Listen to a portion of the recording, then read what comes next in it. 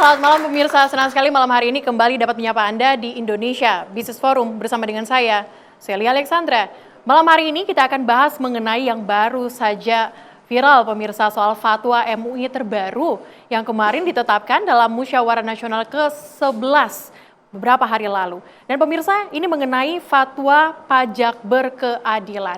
MUI menilai saat ini kondisi masyarakat ini sedang gentar begitu ya, apalagi kita tahu PBBP 2, pajak bumi bangunan pedesaan dan juga perkotaan yang sempat naik di salah satu lokasi bahkan ataupun wilayah naik lebih dari 1000%. Dan ada beberapa poin yang akan kita bahas pada malam hari ini, ada 3 poin menarik. Yang pertama mengenai PBB yang seharusnya tidak dikenakan pajak berulang, khususnya untuk kebutuhan primer, ataupun bisa kita katakan untuk non-komersial. Yang kedua, mengenai PPN sembako. Dan yang ketiga adalah mengenai PPH yang dinilai tak sesuai dengan hukum Islam. Malam hari ini kita akan bahas apa sebenarnya pertimbangan dari MUI yang akhirnya mengeluarkan fatwa tersebut.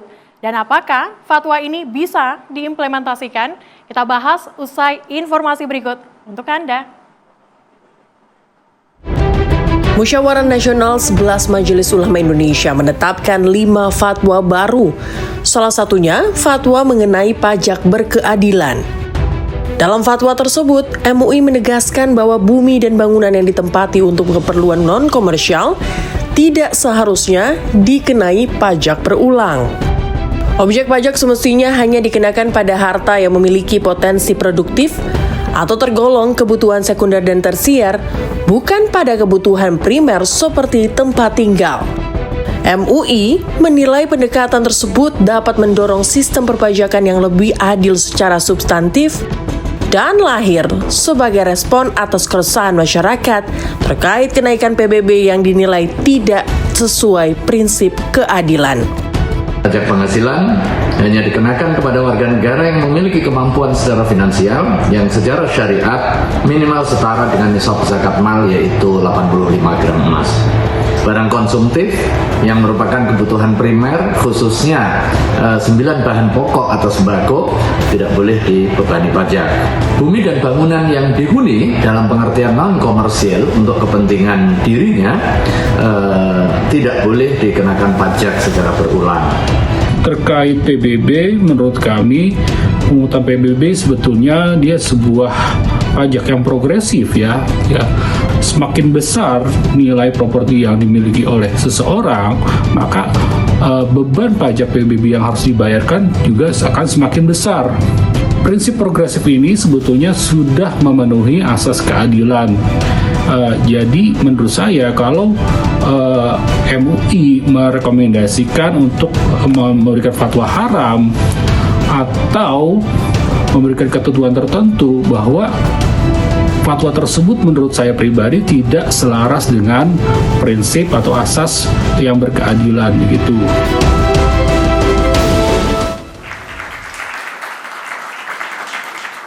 Oke pemirsa, tadi kita sudah dengarkan bersama kenapa kemudian MUI ini menetapkan ada fatwa pajak berkeadilan. Nanti kita akan dalami lagi, tapi saya harus sapa dulu narasumber saya pada malam hari ini untuk Anda. Saya sapa yang pertama adalah Prof. Asrorun Niam Soleh, Ketua MUI Bidang Fatwa. Selamat malam, Prof. Niam.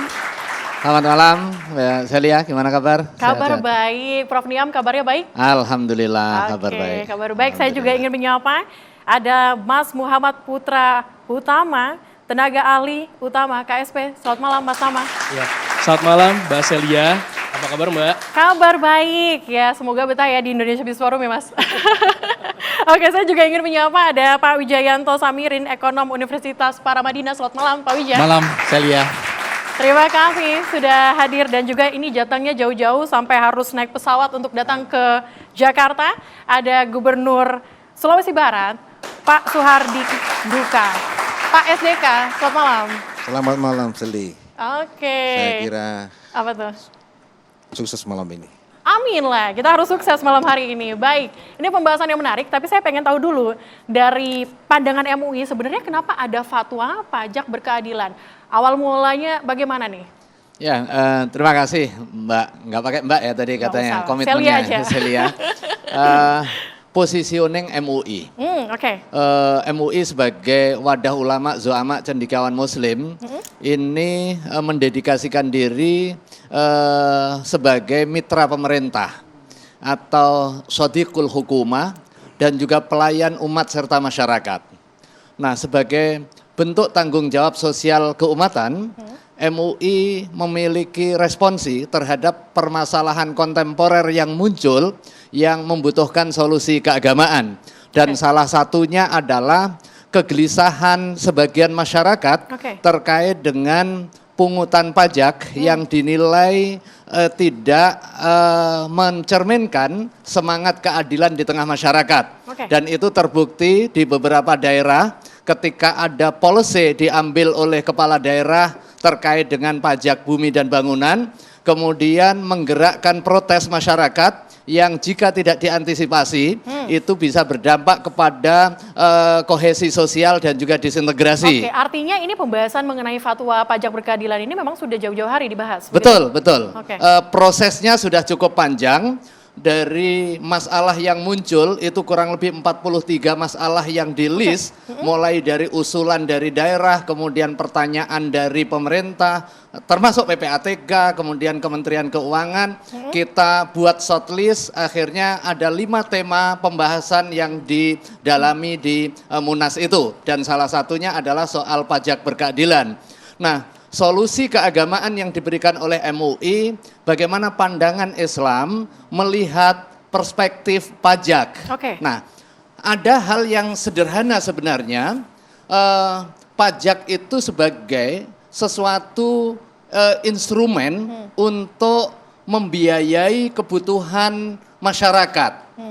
Ketika ada hubungan antara rakyat dan penguasa, di situ ada kontrak sosial. Kontraknya apa? Mewujudkan kemaslahatan. Kalau di dalam bahasa fikih, tasarruful imam ala ra'iyah manutun bil maslahah.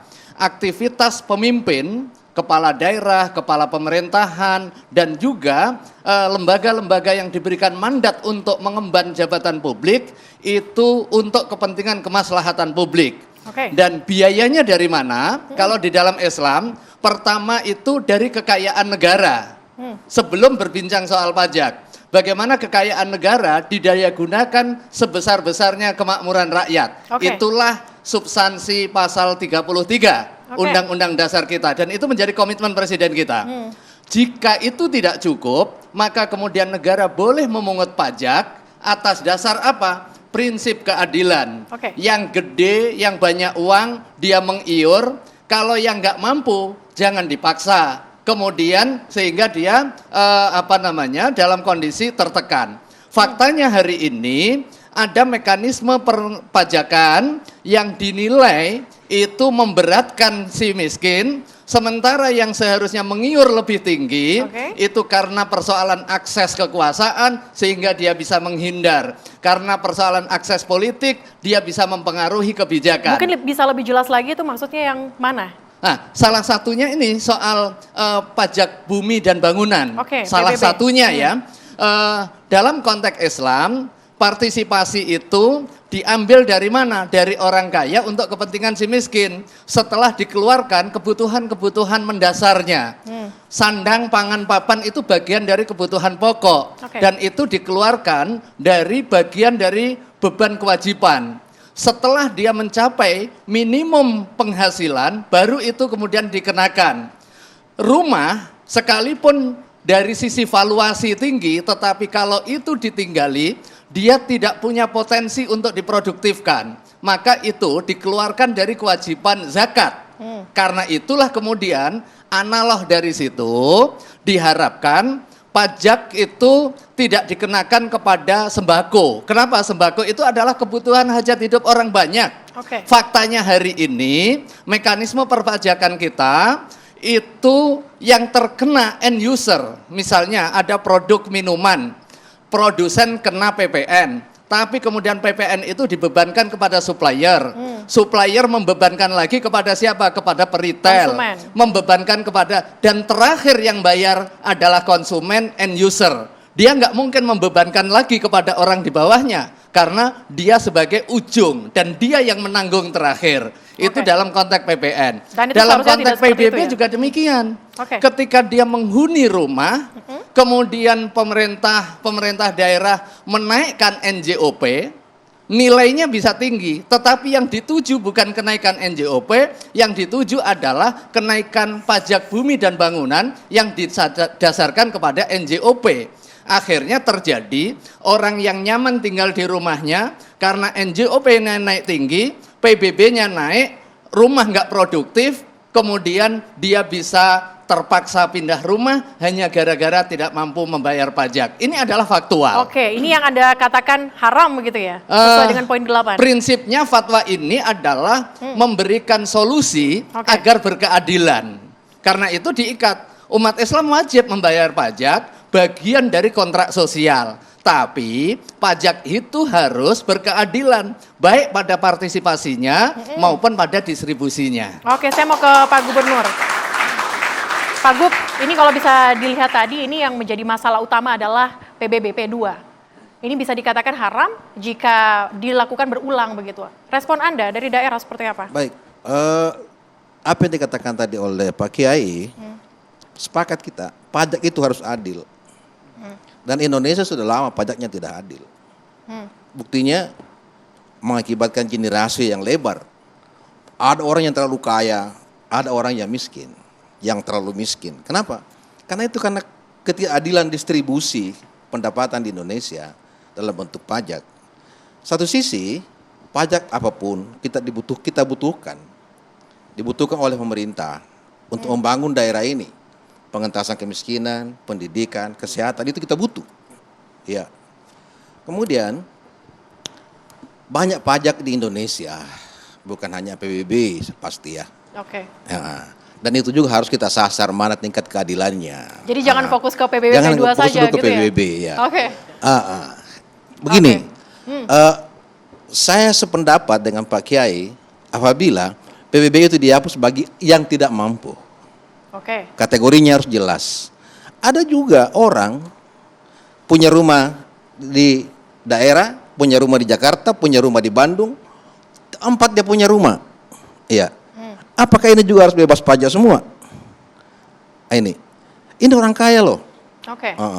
Jadi kalau kita bicara PBB dan ini juga kita juga harus kasih solusi. Pertama, saat ini dengan kebijakan pemerintah, tekanan fiskal daerah itu sangat berat, ya, Pak Kiai ya, sangat berat. Banyak daerah sekarang itu hanya bisa membayar gaji pegawainya saja, bahkan PTHK-nya tidak mampu bayar karena akibat kebijakan ini.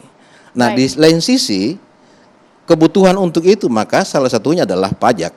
Inilah karena ini yang pendapatan daerah kan, PAD kan. Dan ini juga yang kita lihat kemarin nih Pak Gub, sempat rame tuh ada beberapa daerah yang bahkan menaikkan PBB P2-nya mencapai lebih dari 1000%. Apakah itu juga terjadi di Sulawesi Barat? Oh, enggak. Nanti dijawab usai jeda. Tidak terjadi Tetaplah di Sulawesi bersama Barat kami di itu. Indonesia Business Forum.